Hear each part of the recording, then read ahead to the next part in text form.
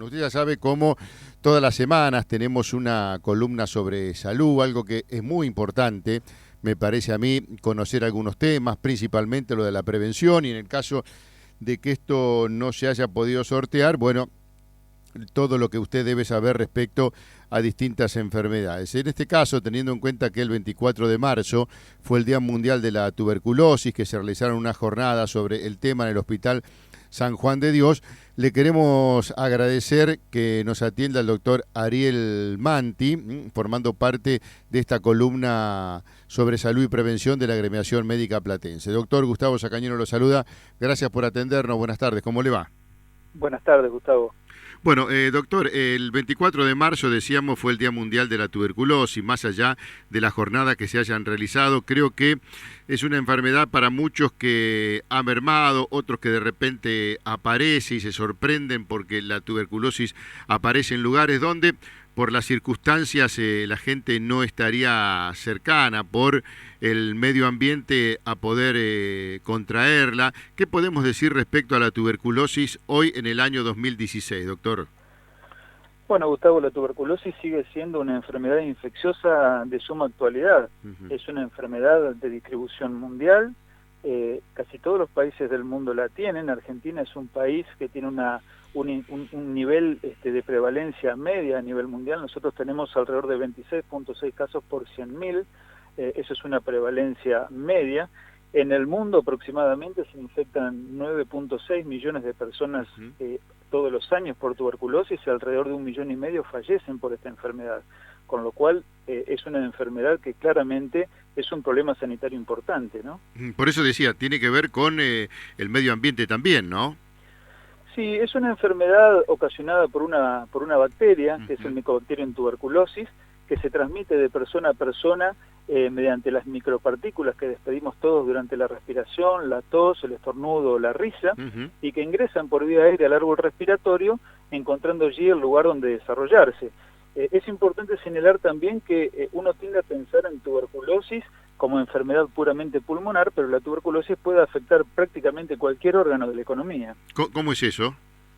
Bueno, la tuberculosis tiene una primera etapa de penetración en los pulmones y una primera estación a nivel de los ganglios cercanos al pulmón, y en aquellos pacientes que no tienen ningún tipo de inmunidad previa, por ejemplo los niños pequeños antes de ser vacunados, suelen hacer inclusive una circulación sanguínea de las bacterias pudiendo desarrollarse en cualquier órgano. De ahí la importancia de aplicar la vacuna a los chicos, la vacuna BCG, para prevenir las formas más graves de tuberculosis, que son las tuberculosis que afectan al sistema nervioso central, básicamente las meningoencefalitis tuberculosas, y también las que afectan al sistema óseo, conocido también como mal de Pöttner, ¿verdad? En los adultos, en general, las tuberculosis suelen ser pulmonares, pero hay un porcentaje de alrededor del 15 al 20% que pueden llegar a tener tuberculosis extrapulmonares también. Doctor, uno asociaba la tuberculosis con los problemas respiratorios, como usted decía, con el pulmón, con esa tos complicada y todo lo que eso iba generando después en detrimento de la salud en el ser humano. Este otro tipo de tuberculosis que usted hacía referencia respecto a la tuberculosis ósea y todo lo demás, ¿cuáles son los síntomas y cuáles son las consecuencias? A ver, básicamente en los pacientes que experimentan este tipo de tuberculosis, los síntomas están relacionados con el órgano que afecta. Claro. En el caso de la tuberculosis ósea, es básicamente dolor y tumefacción en la zona afectada. En el caso de la meningoencefalitis tuberculosa, los pacientes comienzan a tener primero alteraciones de la conducta, hasta que después presentan con el correr del tiempo los síntomas clásicos de una meningoencefalitis bacteriana, es decir, cefalea, dolor de cabeza, intolerancia a la luz, vómitos, y es una enfermedad del sistema nervioso central que suele ser secuelante incluso bajo tratamiento efectivo, ¿no es cierto? En el caso de las tuberculosis puramente pulmonares, los síntomas son los que usted decía, es decir, es un paciente que tiene un síndrome de decaimiento de su estado general, astenia, poco apetito, pérdida de peso, febrículas por la tarde-noche, sudoración nocturna y una tos, primero puede ser seca y luego productiva, que persiste en el tiempo a pesar de sucesivos tratamientos antibióticos. Por eso la recomendación de que ante esa sintomatología con tos y expectoración durante más de 15 días, lo lógico es consultar al médico para pedir un cultivo de ese catarro, de esa expectoración, y seguramente el bacteriólogo lo va a identificar allí, ¿no es cierto? Doctor Manti, ¿hay tuberculosis que son más resistentes a los distintos antibióticos y eso complica un poco la curación? Bueno, sí, desde hace unos años estamos asistiendo a un aumento de la resistencia a uno o a varios fármacos antituberculosos, y eso tiene una estrecha relación con el abandono del tratamiento que hacen algunos pacientes o de una manera fácil y sencilla picoteo en la medicación, es decir, aquel paciente que abandona y vuelve a retomar la medicación o que toma una medicación y no toma las demás, y eso va generando la selección de poblaciones resistentes a distintos fármacos que a la postre terminan con un bacilo más difícil de tratar. Es una enfermedad, la tuberculosis multiresistente, que es una preocupación mundial, y se calcula que en el año 2014 había cerca de 480.000 pacientes que desarrollaron tuberculosis multiresistente, ¿no es cierto? Doctor, es un problema. Sí, disculpe que lo interrumpí. No, digo, es un problema la tuberculosis multiresistente. Por eso es muy importante en tuberculosis 2 o 3 cosas claves. En primer lugar, la sospecha clínica y la detección precoz del caso índice, es decir, del paciente contagiante. En segundo lugar, el control de foco, que no es otra cosa que la evaluación médica, clínica, radiológica y si se puede bacteriológica de los convivientes, es decir, de las personas que viven con ese paciente para investigar si tienen tuberculosis en actividad o si han estado expuestas al bacilo para brindar tratamiento oportuno y de esa manera evitar la diseminación de la enfermedad y por supuesto dentro de lo posible ser muy eficaz con evitar que el paciente abandone el tratamiento. Esa es la principal medida que uno puede tomar para tratar de evitar la multiresistencia. Doctor Manti, ¿cuáles son las consecuencias o las secuelas que quedan de las distintas tuberculosis? Si es que quedan, bueno, ¿no? Claro. A ver, una tuberculosis pulmonar detectada tempranamente y tratada oportunamente prácticamente deja pocas secuelas pulmonares. El desarrollo de secuelas tiene que ver muchas veces con la extensión de la enfermedad producto del largo tiempo evolutivo de la enfermedad sin tratamiento adecuado. Recibiendo terapia con fármacos apropiados, la tuberculosis pulmonar es una enfermedad que se cura con un tratamiento de 6 meses de duración. Pero muchas veces los pacientes llegan ya después de mucho tiempo de tener tuberculosis con extensa destrucción pulmonar que sin duda van a generar secuelas independientemente de que la tuberculosis se cure con procesos fibróticos del pulmón que van a determinar a la larga cierto tipo de incapacidad respiratoria dependiendo de la extensión lesional que la tuberculosis tenga. Sí, bueno, esta situación creo que a veces llama poderosamente la atención porque en algún momento se pensaba que la tuberculosis era de otra época y se sorprendía cuando alguien hoy por hoy decía que tenía tuberculosis, ¿no? Usted me dice claro que esto se ha hecho presente. Hubo un momento donde la tuberculosis no estuvo tan presente en la salud de las personas. ¿Hubo lugares más propicios para contraer tuberculosis más allá de un problema ambiental? ¿O siempre estuvo y a lo mejor no se le dio la relevancia y por eso nos sorprende cuando se habla de tuberculosis en la actualidad? No, la tuberculosis ha estado presente durante toda la historia.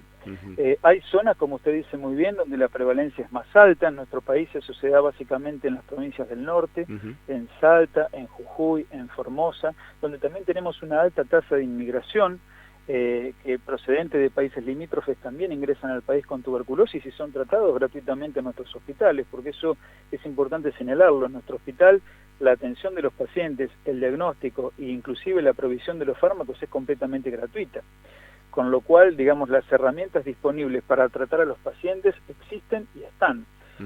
Creo que el problema pasa, como dijimos hoy, por detectar y tratar precozmente a los pacientes y detectar si existe algún conviviente que presente la enfermedad o esté en riesgo de hacerlo para darle el tratamiento adecuado y evitar la diseminación. Nosotros vemos en nuestros hospitales pacientes con extensas secuelas, como decíamos hoy, porque han sido detectados tarde, o porque no han consultado, o porque han ido una vez y han abandonado el tratamiento, o porque no han ido a buscar la medicación, porque algunos pacientes inclusive no tenían recursos para volver al hospital a buscar medicación. Hay países muy pobres, como en el caso de ciertas zonas de la India, donde para solucionar este problema hay un agente sanitario que recorre casa por casa suministrándole la dosis de la medicación para la tuberculosis y anotando y registrando que el paciente ha tomado la medicación para evitar este tipo de problemas. Doctor Manti, ¿podemos relacionar la tuberculosis con el EPOC? ¿Tiene algo que ver? ¿Puede ser un adelanto dejar el pulmón en un estado que por debilidad pueda después tener más posibilidades de contraer el EPOC o no? No, la enfermedad pulmonar obstructiva crónica es una enfermedad que diríamos en el 99% de los casos tiene como agente etiológico el tabaquismo. Ajá. Y un 1% de más causas ambientales, como por ejemplo el combustible de biomasa. En muchos países de Centroamérica la única manera de cocinar, por ejemplo, o calefaccionar las casas es el humo de leña. En el caso de la tuberculosis ocasiona destrucción pulmonar que, por supuesto, si el paciente fuma, tiene una doble condición de daño pulmonar. Pero no es que una cosa predisponga a la otra, ¿no? A propósito del humo, ¿es peor el humo de leña o el humo de carbón, doctor, para la salud? Los dos son malos. Lo más frecuentemente que se usa es leña, sí, para cocinar, pero los dos son malos. Digamos, son tóxicos. Y son tóxicos, y además el otro peligro es la inhalación de monóxido de carbono. Claro. ¿No? Tiene doble peligro. Tiene doble peligro. Bueno, doctor, a propósito del EPOC, ¿puede ser que usted vaya a dar una charla sobre EPOC en la capital federal? Yo tengo que dar, sí, a mí me toca presentar en la 9ª Conferencia Internacional sobre Avances en EPOC, que se va a hacer el día 15 de abril, Ajá, en Buenos Aires, en un hotel importante. dígalo. Una charla sobre manejo de la exacerbación de la enfermedad pulmonar obstructiva crónica en el ámbito de la terapia intensiva, Sí. que es donde yo me desempeño aquí en el Hospital San Juan de Dios. ¿En qué hotel, doctor, va a ser esto? En el Hotel Hilton de Buenos Aires, El Hotel Hilton el 15 de abril. el 15 de abril. ¿El horario se sabe? Hoy me llegó justo un cambio de horario, creo que es a partir de las 17 mi charla, pero la jornada comienza desde la mañana y va a haber muy distinguidos colegas y especialistas, no solo del ámbito nacional, sino también del exterior. ¿Para quién está destinado o es libre? Esto lo organiza la sección de enfermedades obstructivas de la Asociación Argentina de Medicina Respiratoria, y digamos la asistencia, digamos, es libre, digamos, puede ir quien desee escuchar las presentaciones. Digamos, el temario es variado, y no necesariamente quien concurra tiene que ser neumonólogo, puede ser un médico clínico también, porque la enfermedad es asistida no solamente por el neumonólogo. Es cierto. Bueno, doctor, le queremos agradecer este contacto y quedamos a disposición para lo que ustedes necesiten. Muchísimas gracias, muy amable. Al contrario. El doctor Ariel Manti, médico neumonólogo, y lo que tenía que ver con la tuberculosis, recordando que el 24 de marzo fue el Día Mundial de la Tuberculosis, donde se realizaron jornadas. Bueno, también el tema del EPOC y esta charla en el Hotel Hilton, el 15 de abril, que va a tener como protagonista al neumonólogo doctor Ariel Manti, integrante de la Agremiación Médica Platense, que todas las semanas tenemos esta columna para tratar los temas que tienen que ver con la salud.